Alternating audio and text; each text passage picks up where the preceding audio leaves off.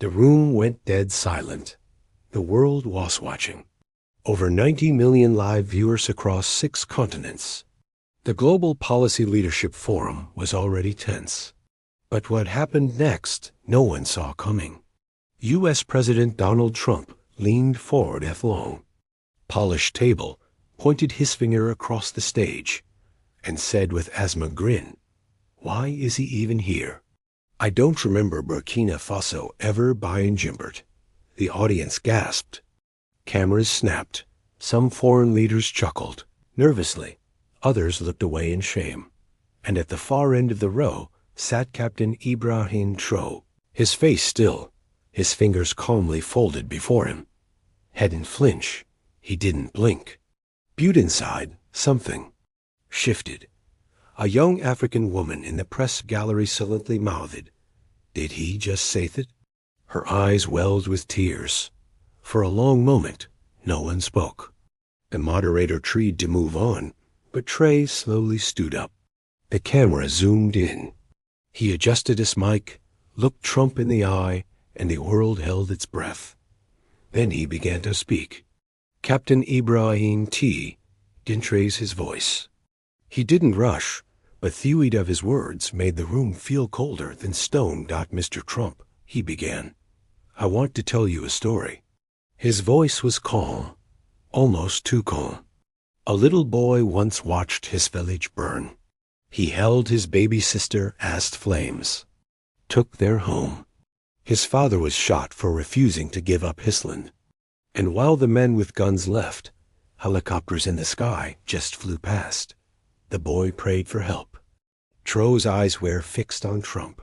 That boy was me. The room fell deeper into silence. And when I grew up, I learned those men had foreign weapons.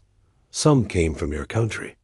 I learned why my village wasn't important, why our tears never reashed the news, and why leaders like you never looked our way, unless there was gold beneath our feet. A woman in the front row wiped her eyes. Traoré wasn't just speaking to Trump anymore. He was speaking to every forgotten voice in the world. And now you ask what I'm doing here, Hesed. I am here because we are not invisible anymore. The moment the words left his lips, there was a pause, then a wave. Phones lit up. Journalists scrambled. The room erupted. Not in applause, not in chaos, but in utter stillness. Trump shifted in his seat, visibly uncomfortable for the first time in years. His trademark smirk was gone. Backstage, staffers whispered, "This is going viral." And it did. Within 3 minutes, the clip hit X, formerly Twitter, Instagram, and TikTok. Within 10, it was trending in 48 countries. In Ghana, a retired teacher cried in front of her TV. In New York, a college student whispered, "I've never heard Ghanaians speak like that." In a remote village in Burkina Faso, elders gathered around a single dusty radio, holding their breath. CNN called it one of the most powerful live political moments of the decade. But Traoré, he sat back down, quiet, composed, as if nothing had happened. He knew what he said would shake them, but no one knew. This was only the beginning. As the echo of his words settled into the velvet silence of the conference hall, Ibrahim Traoré sat back down. Cameras panned across the stage. Trump looked rattled. Some delegates glanced nervously at their phones, but one camera caught something different. A tear running down Traoré's cheek. Just one. He quickly wiped it away. Later that night, a journalist asked him privately, "Why did you cry?" Traoré answered without hesitation, "I wasn't thinking of politics. I was thinking of my mother. She died before I could protect her." The reporter went quiet. He continued, "She used to say, 'Dignity is not bought in dollars.' It's earned in silence. And tonight, I heard her voice in my head." The story spread online. Traoré cried for his mother, not for politics. Millions reposted it. A teenage boy in Mississippi wrote, "This man has more heart than any leader I've seen." In Nairobi, An old man lit a candle for Traoré's mother. Suddenly, the headlines weren't about Trump anymore. They were about feveried pain inside a young African captain who spoke truth to power and paid for it in silence. But things worryingly. Beginning to unravel. 2 days after the forum, Traoré sat alone in a modest hotel room in Geneva. No bodyguards, no fanfare, just quiet. There was a knock at the door. A courier handed him a sealed envelope, no return address. Inside was a folded photo. Old one. It showed a much younger Traoré, maybe 10, standing barefoot beside a soldier on the back in faded ink. "We failed you, son." "But you didn't fail us, Papa." His hands shook. For a moment, Therum disappeared. He was back in Doré. He could smell the smoke, hear the gunshots. He remembered hiding under the broken table. His father's final scream. No one ever found the body until now. Attached was a note. Your father survived for weeks after that raid. He wrote letters, smuggled this out before he was executed. "We've kept it hidden to protect you. Now Thewald knows who you are. You deserve to know the truth." Traoré stared at the ceiling. No terse this time, just a whisper. "Baba, I'm still fighting." And with that, he picked up his phone and dialed the Minister of Defense. "I want to return home, not as a leader, as a son." Back in the United States, the fallout was explosive. Cable news was on fire. Fox, MSNBC, CNN, they all looped Traoré's speech. Headlines screamed, "African leader humiliates Trump on global stage." The speech that shook the White House. Who is Captain Traoré, and why is he solved? In Atlanta, a civil rights museum replaced its front display with a photo of Traoré. In Oakland, school kids watched his speech and clapped. And in Brooklyn, a veteran whispered, "That man speaks like Dr. King, calm, but unshakable." But not everyone was cheering. At a closed-door meeting, an angry senator slammed his fist on the table. "He's dangerous. That kind of truthling, it's contagious." Meanwhile, young Americans, black, Latino, white, posted on TikTok calling Traoré the voice of courage. He didn't respond. He didn't tweet. He just returned quietly to Ouagadougou, walking through the airport with no entourage. But every camera caught him. A child ran up and hugged him, saying, "You Madetham hear us." That night, Ibrahim Traoré stood on a hilltop outside his city, held his father's photo to the sky, and premised, "This is no longer just about Trump. It's about every voice that was ignored." Just days after Traoré's unforgettable peck, a whisper traveled through Washington's corridors of power. Inside a dimly lit government office, a senior intelligence official spoke in hushed tones to his team. Traoré is more than a thorn now. His words are a threat to the balance we've maintained for decades. Back in Burkina Faso, Traoré received an anonymous message, a single sentence typed in French. "We see you. We know our story." His advisors wanted to keep it quiet, but Traoré insisted on transparency. At a press conference, with his usual calm but piercing gaze, he addressed the message openly. "Threats will not silence truth." The world watched in awe. He refused to hide.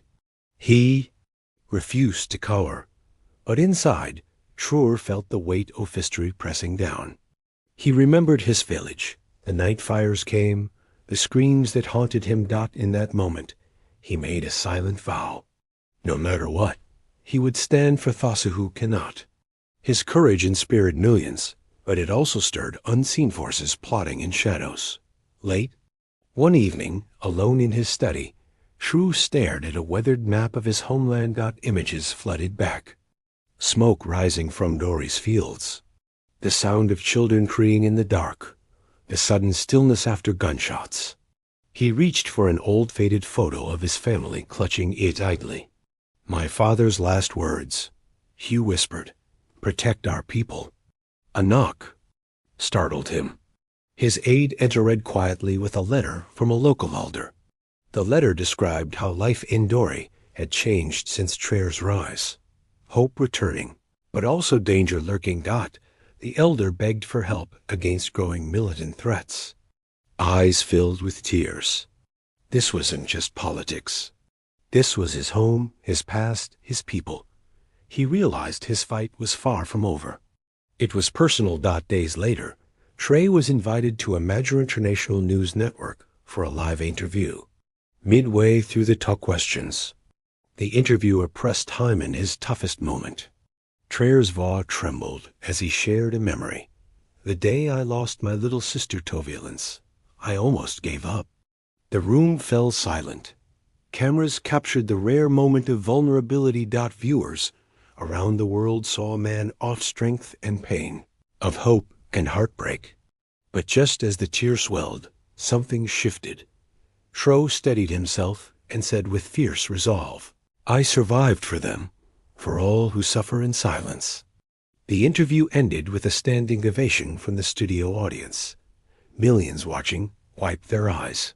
His honesty sparked a wave of emotion and respect that rippled far beyond borders. As tensions escalated globally, a surprising figure emerged.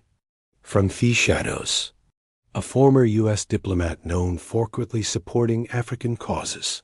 Late one night in a Washington backroom, this diplomat reached out to Traoré via encrypted message.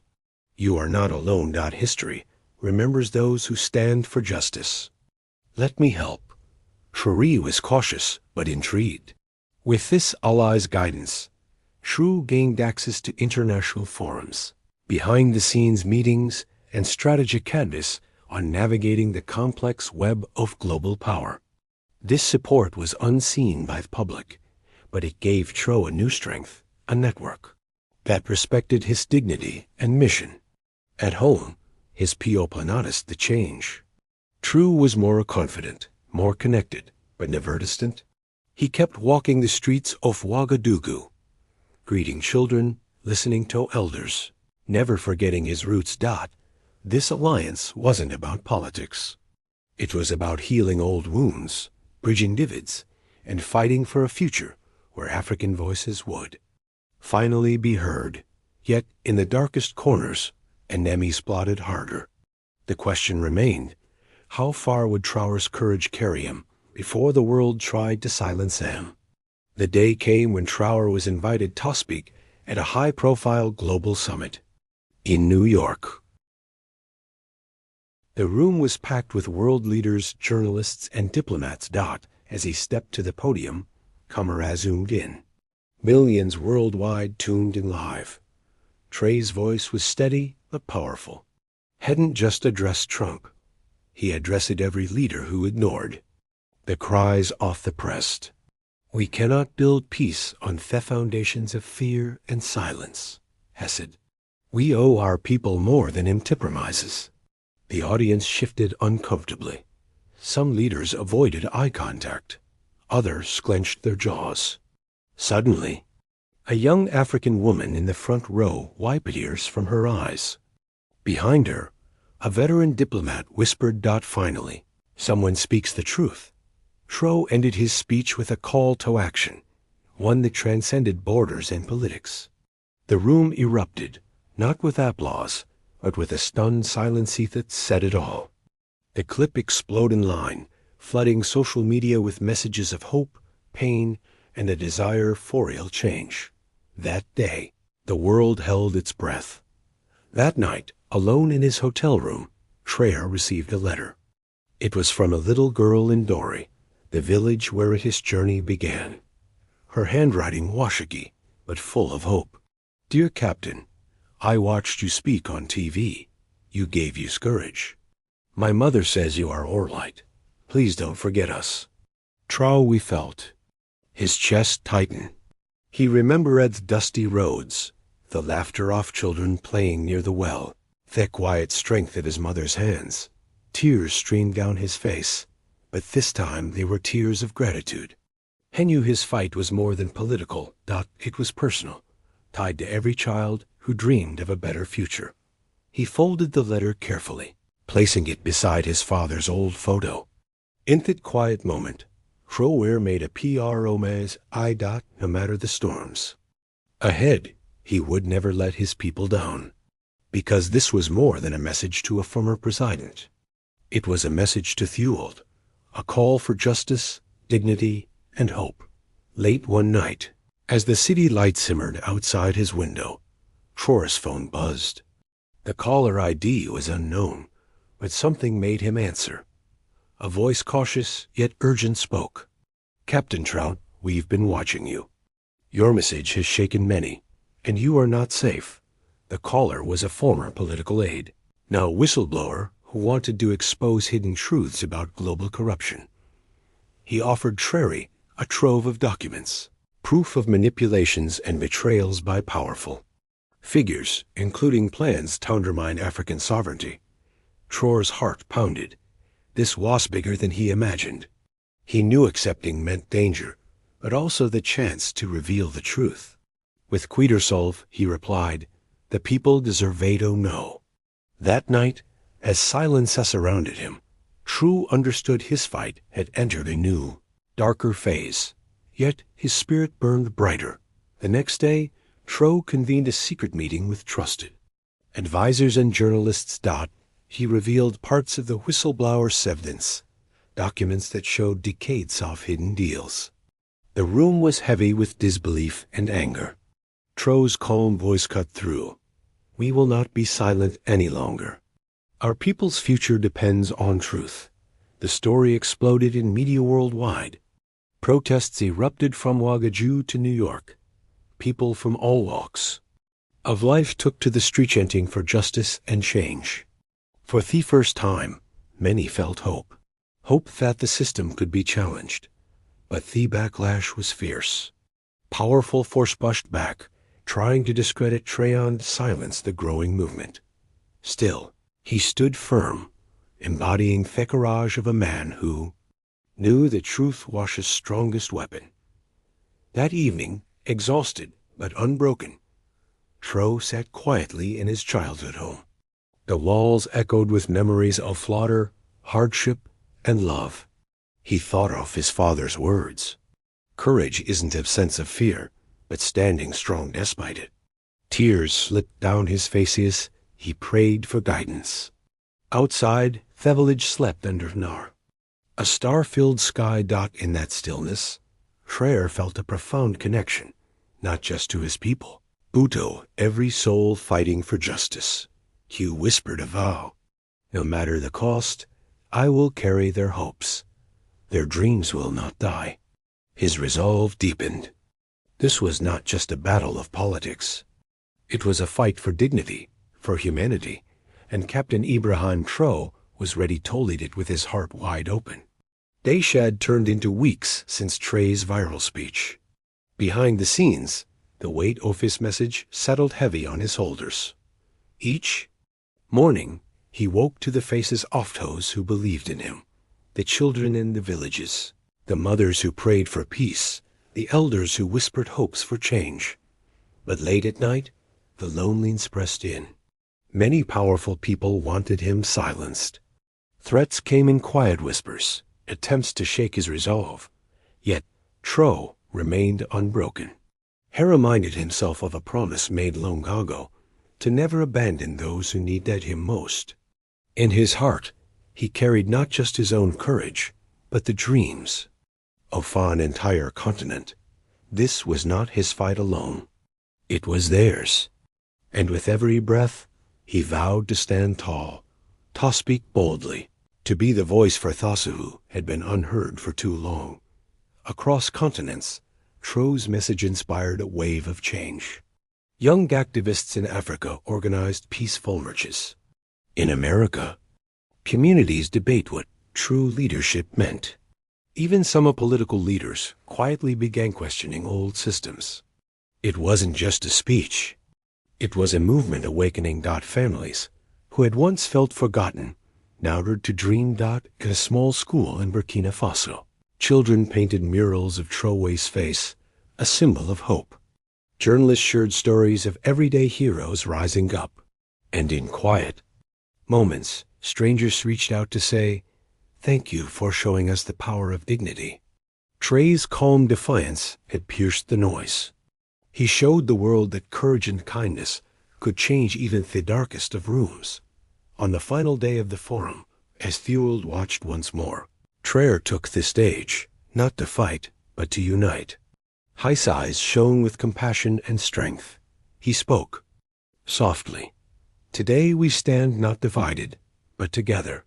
Our future belongs to all of us. Black, white, rich, poor. The power is in our hands to build a world where justice is real, where every voice matters.